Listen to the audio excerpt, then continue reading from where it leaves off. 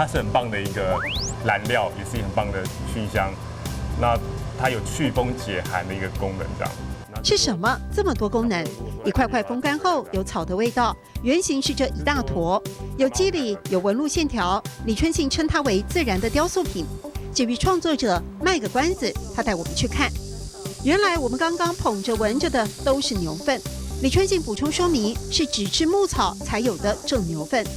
我觉得自然最好，即使是粪也是最好的。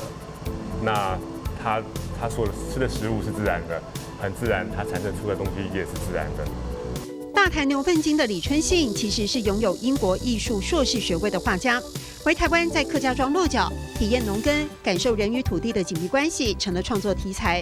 拿画笔的手开始牵着牛绳，养牛牧牛。他说这是健康艺术。体验开始的，过后呢，体验大自然，过好日子；体验大自然，享受生活。在旁人眼中特立独行，李春信这些年推广牧童文化，成立放牛班，像我们体验的，人骑在牛背上渡河，或牵牛吃草，重新拉近人与牛的关系。他也花时间鼓吹农民恢复牛耕。透过机器的话，基本上它只是全部把它打在一起，那新旧其实并不分这样。那所以说，针对照顾泥土这件事情来讲，牛耕它的每一道动作就很确实这样。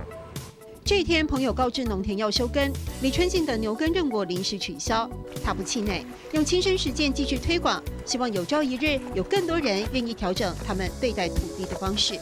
阿爸看水牛，行过菜园边，白菜市，阿爸心内真欢喜。体验台词演，过好你嘞！体验台词演，过好你嘞！谢谢宗宇老师。